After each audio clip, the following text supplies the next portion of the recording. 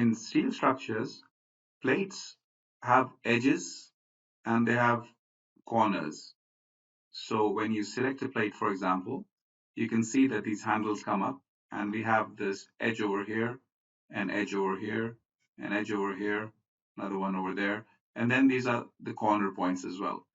And in steel detailing, a lot of times we have this requirement of to move the edge of a plate until it hits a surface. So for example, this orange stiffener, I might want to move this edge over here until it extends to the top of this flange over here. Similarly, I might want to extend this upper edge to the bottom of the top flange.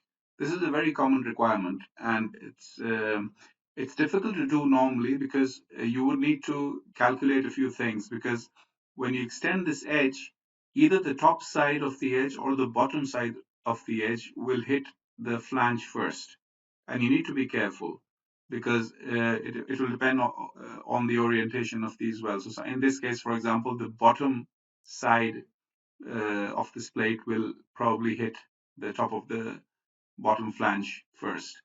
Now in Comosys, with using these handles, this is solved pretty neatly. What all you need to do is just select the edge over here, and when you select the edge, the handle form appears, and on the right of this form, this last icon, you can move this segment to any surface, and you select that button and it gives you the option of selecting a surface.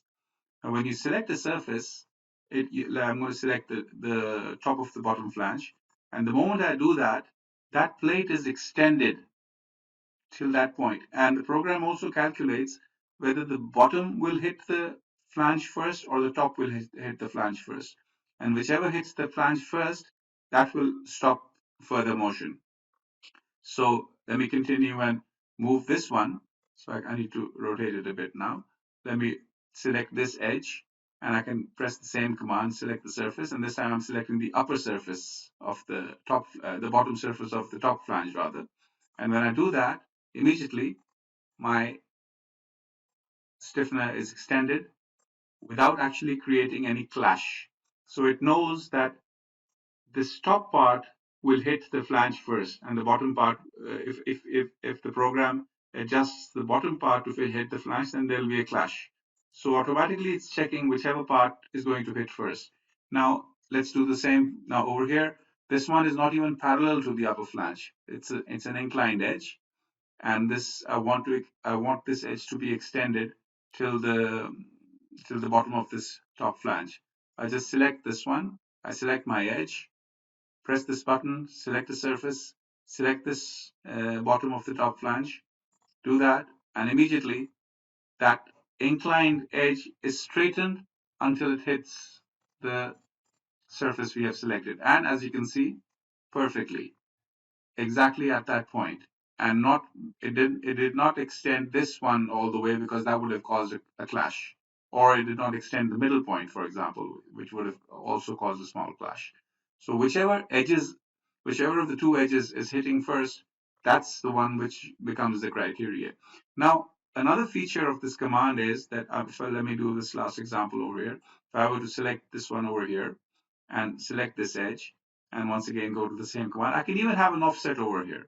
So let's say I want an offset of 10 millimeters.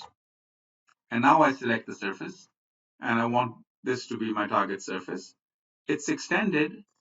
Let's zoom out a bit and look at it from the side. If you can see, it extends the plate, but it does not hit the plate because I've requested for an offset. And this is extremely useful. A lot of times you want something to get to a certain point, but not exactly that point. So, stop short of it. So using these options extremely quickly, you can move around your plates to make them snap to surfaces around them. And that makes the job of the detailer extremely easy.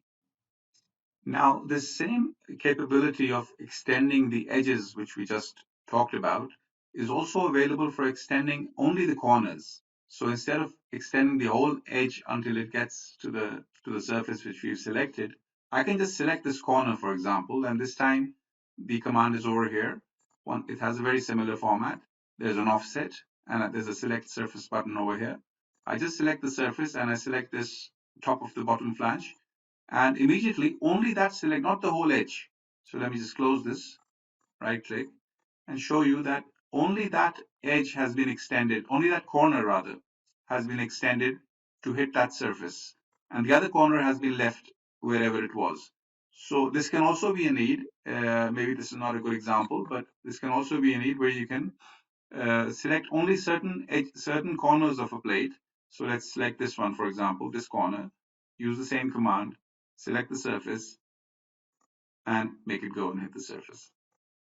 Once again, the other edge has not been disturbed, right? So basically I can use this command twice to get the same results as the edge would have done. So let me select this one over here, select this edge, select the surface, or rather, I mean, yeah, that's easier.